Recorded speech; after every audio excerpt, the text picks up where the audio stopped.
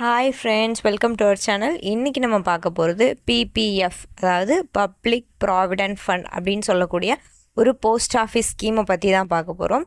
இந்த ஸ்கீமுக்கு வந்து இன்னொரு பேரும் இருக்குது. எப்படி இந்த ஸ்கீமை சொல்லுவாங்க அப்படின்னா, பொன்மகன் சேமிப்பு திட்டம் அப்படின்னு சொல்லுவாங்க. அதாவது செல்வமகள் சேமிப்பு திட்டம் அப்படிங்கிறது பொண்ணுங்களுக்கு இருக்க மாதிரி இது வந்து பசங்களுக்கானது அப்படின்னு சொல்லுவாங்க.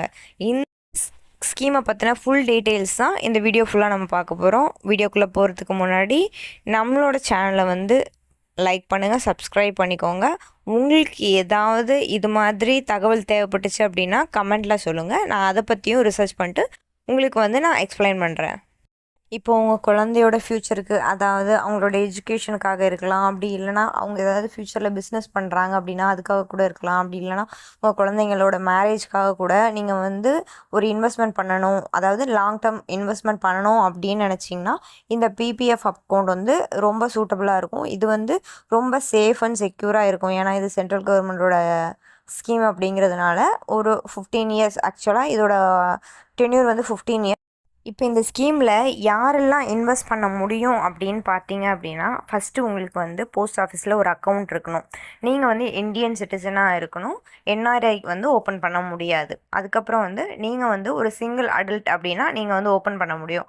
இப்போ உங்கள் குழந்தை பேரில் நீங்கள் ஓப்பன் பண்ணணும் அப்படின்னா, அவங்க வந்து மைனராக இருந்தாங்கன்னா டேரெக்டாக அவங்களோட பேரில் ஓப்பன் பண்ண முடியாது. ஸோ வந்து நீங்கள் வந்து அம்மாவோ அப்பாவோ கார்டியனாக இருந்து உங்கள் குழந்தைங்களுக்கு வந்து ஒரு அக்கௌண்ட் ஓப்பன் பண்ணிக்க முடியும். ஒருத்தவங்களுக்கு வந்து ஒரே ஒரு அக்கௌண்ட் மட்டும்தான் ஓப்பன் பண்ண முடியும் இந்தியா ஃபுல்லாகவே. ஸோ இந்த ஸ்கீமில் வந்து உங்களால் எவ்வளோ டெபாசிட் பண்ண முடியும் அப்படின்னு பார்த்தீங்கன்னா, மினிமமாக வந்து 500 வந்து டெபாசிட் பண்ணியிருக்கணும் ஒரு ஃபினான்ஷியல் இயருக்கு. அதே வந்து மேக்ஸிமம் லிமிட் எவ்வளோன்னு பார்த்தீங்கன்னா 1,50,000. அதாவது இப்போ வந்து ஒரு வருஷத்துக்கு நீங்கள் வந்து பல்காகவும் அந்த 1.5 வந்து போடலாம். அப்படி இல்லை அப்படின்னா இன்ஸ்டால்மெண்ட்டில் வந்து நீங்கள் வந்து பே பண்ணிக்கலாம்.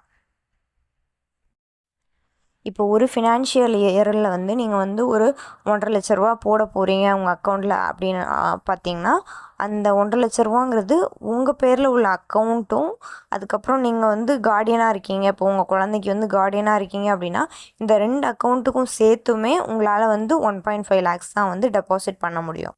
நீங்கள் அமௌண்ட் ஓப்பன் பண்ணுறது வந்து கேஷ் கொடுத்தும் ஓப்பன் பண்ணிக்கலாம், இல்லை செக் கொடுத்தும் ஓப்பன் பண்ணிக்கலாம். ஆனால் செக்கு கொடுத்தீங்க அப்படின்னா நீங்கள் ஓப்பன் பண்ணுற அந்த செக்கில் உள்ள டேட் வந்து நீங்கள் என்றைக்கு ஓப்பன் பண்ணுறீங்களோ அக்கௌண்ட்டு அந்த டேட் இருக்கணும்.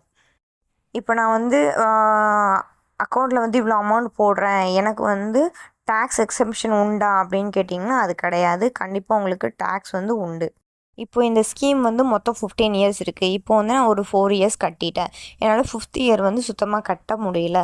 ஸோ 6th இயர்லேருந்து நான் கட்டிக்கலாமா அப்படின்னு கேட்டிங்கன்னா, உங்கள் அக்கௌண்ட் வந்து அந்த கட்டாமல் இருக்கீங்கள்ல அந்த ஒரு ஃபினான்ஷியல் இயரில் என்ன பண்ணுவாங்க அப்படின்னா உங்கள் அக்கௌண்ட்டை வந்து டிஸ்கண்டினியூ பண்ணிடுவாங்க.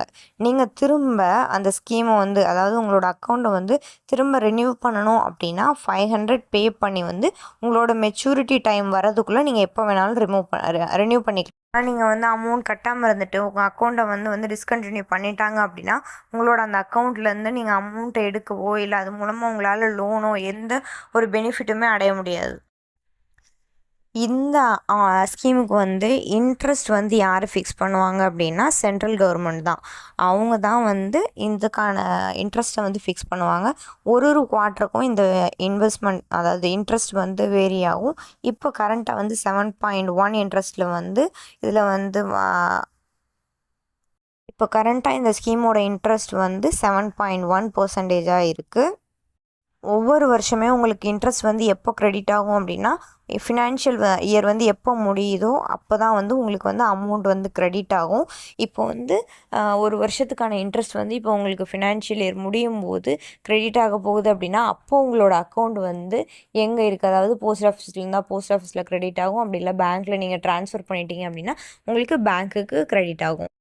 நான் முதல்ல சொன்னேன், இந்த ஸ்கீமில் வந்து நீங்கள் அமௌண்ட் வந்து போட்டிங்க அப்படின்னா அதுக்கு வந்து டேக்ஸ் ஃப்ரீ கிடையாது, கண்டிப்பாக டேக்ஸ் கட்டணும் அப்படின்னா. ஆனால் இந்த ஸ்கீமில் நீங்கள் அமௌண்ட் போட்டதுக்கு வந்து உங்களுக்கு ஒரு இன்ட்ரெஸ்ட் வரும் தெரியுமா, அந்த இன்ட்ரெஸ்ட்டுக்கு வந்து உங்களுக்கு டேக்ஸ் கிடையாது, அது வந்து டேக்ஸ் ஃப்ரீ தான். இப்போ நான் இந்த அக்கௌண்ட்டில் வந்து ஒரு பல்கான அமௌண்ட்டை போட்டுட்டேன், என்னால் இதை வந்து திரும்ப எடுத்து யூஸ் பண்ண முடியுமா அப்படின்னு கேட்டிங்கன்னா, உங்களால் லோனாக எடுத்து இதை வந்து யூஸ் பண்ணிக்க முடியும். இந்த லோனுக்கு வந்து நம்ம என்ன பண்ணணும் அப்படின்னா, நம்ம வந்து இப்போ 23, 24ல் நீங்கள் அக்கௌண்ட்டில் காசு போட்டிருக்கீங்க அப்படின்னா உங்களால் அதே ஃபினான்ஷியல் இயரில் உங்களால் அமௌண்ட் எடுக்க முடியாது. நெக்ஸ்ட்டு ஃபினான்ஷியல் இயர் அதாவது 24, 25ல் தான் உங்களால் வந்து அமௌண்ட் வந்து லோனாக எடுக்க முடியும். அதுவுமே எவ்வளோ அப்படின்னா உங்களோட அக்கௌண்ட்டில் வந்து எவ்வளோ இருக்கோ அதுலேருந்து 25% தான் உங்களால் லோனாக எடுக்க முடியும். இன்னொன்று, இந்த லோன் வந்து உங்களால் இப்போ வந்து நீங்கள் ஸ்கீம் வந்து இன்னும் 5 வருஷத்தில் முடிய போகுது அப்படின்னா அந்த 5 வருஷத்துக்கு முன்னாடி வரைக்கும் மட்டும்தான் உங்களால் லோன் வாங்க முடியும். அதுக்கப்புறம் தாண்டிடுச்சுன்னா உங்களால் வந்து லோன் வந்து எடுக்க முடியாது. இந்த லோனுக்கு வந்து இப்போ நீங்கள் வாங்கினதுலேருந்து ஒரு 36 மாதத்துக்குள்ளே வந்து அதை ரீபேமெண்ட் பண்ணிட்டீங்க அப்படின்னா அந்த லோனுக்கு இன்ட்ரெஸ்ட் எவ்வளோ இருக்கும் அப்படின்னா 1% தான் இருக்கும். ஆனால் நீங்கள் ரீபேமெண்ட் பண்ண போகிற டைம் வந்து 36 மாதத்தை தாண்டிடுச்சு அப்படின்னா உங்களோட இன்ட்ரெஸ்ட் ரேட் எவ்வளோ இருக்கும் அப்படின்னு பார்த்தீங்கன்னா 6% வந்து இன்ட்ரெஸ்ட் ரேட்டாக இருக்கும். இப்போ ஒரு ஃபினான்ஷியல் இயரில் வந்து உங்களால் வந்து ஒரே ஒரு லோன் மட்டும்தான் எடுக்க முடியும். இப்போ நீங்கள் ஒரு லோன் எடுத்துட்டீங்க, இன்னொரு லோனும் என்னால் எடுக்க முடியுமா, நெக்ஸ்ட் ஃபினான்ஷியல் இயர் கூட நான் எடுக்கிறேன் அப்படின்னா அது முடியாது. ஒரு ஃபஸ்ட்டு லோனை நீங்கள் க்ளோஸ் பண்ணால் மட்டும்தான், அதாவது ஃபஸ்ட் லோனை நீங்கள் வந்து கட்டி முடித்தா மட்டும்தான் உங்களால் வந்து 2வது லோன் வந்து வாங்க முடியும். இப்போ நான் ஒரு பல்கான அமௌண்ட் போட்டேன், அதுக்கு எனக்கு இன்ட்ரெஸ்ட்டும் வந்துடுச்சு, இந்த அமௌண்ட்டை வந்து நான் வித்ட்ராவல் பண்ண முடியுமா அப்படின்னா பண்ண முடியும். எப்போ அப்படின்னா நீங்கள் அமௌண்ட் போட்டதுலேருந்து 5 இயர்ஸ் கழித்து உங்களால் அந்த அமௌண்ட்டை வந்து வித்ட்ரா பண்ண முடியும். 5 இயர்ஸ் கழித்து நீங்கள் வித்ட்ரா பண்ணுற அமௌண்ட்டுமே வந்து 50% ஆஃப் உங்கள் இன்வெஸ்ட்மெண்ட்டாக தான் இருக்கும். உங்களால் மொத்த அமௌண்ட்டையும் வந்து வித்ட்ரா பண்ண முடியாது. இந்த ஸ்கீமோட மெச்சூரிட்டி டைம் எவ்வளோன்னு பார்த்தீங்கன்னா 15 இயர்ஸ். இப்போ 15 இயர்ஸ்க்கு அப்புறமும் நீங்கள் இந்த ஸ்கீம் வந்து கண்டினியூ பண்ணணும்னு நினச்சிங்க அப்படின்னா உங்களால் வந்து இந்த ஸ்கீமை வந்து கண்டினியூ பண்ண முடியும்.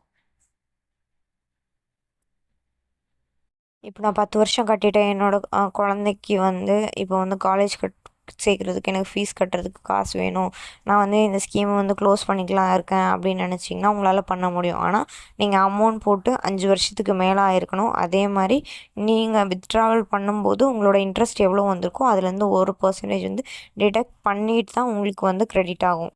அதே மாதிரி இப்போ நான் ஒரு அக்கௌண்ட் போட்டிருக்கேன், நான் அக்கௌண்ட் போட்டுட்டு ஏதோ ஒரு ஆக்சிடெண்ட்டோ இல்லை ஏதோ ஆகி நான் தவறிட்டேன் அப்படின்னா எனக்கான அந்த காசு வந்து எப்படி இருக்கும் அப்படின்னா எனக்கு நாமினின்னு ஒருத்தங்க இருப்பாங்கள்ல, அந்த நாமினியோட நேமுக்கு வந்து ட்ரான்ஸ்ஃபர் ஆகாது.